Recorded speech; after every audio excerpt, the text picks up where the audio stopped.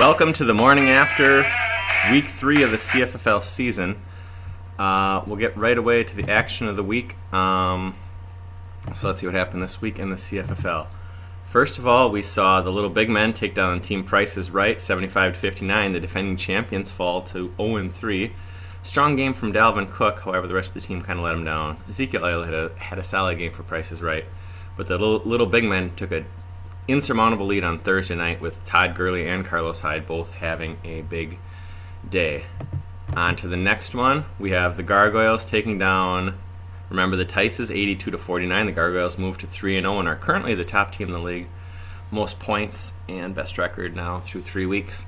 Aaron Rodgers had 20 points. The Tices were submarined by their wide receivers combining for 0 points.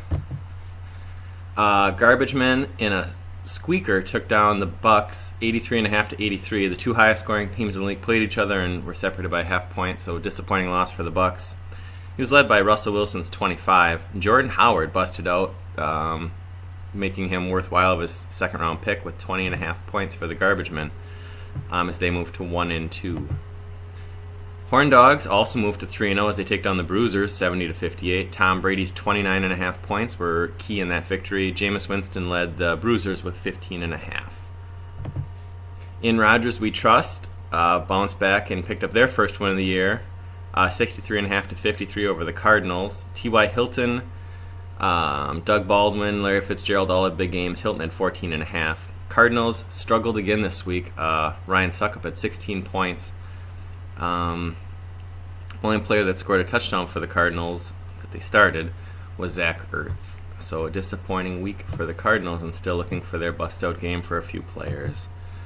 And the Badgers take down the Dingoes 81.5-54.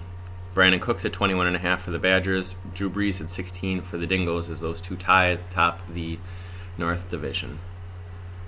Player of the week this week, Tom Brady, 378 yards passing, 5 passing touchdowns, a 2-point conversion, and 29.5 points. So that was a big week for him, keying a Horn Dog victory as they move to 3-0. Sorry about your fantasy team. Top free agent target, probably Robbie Anderson. 3 catches, 95 yards, a touchdown.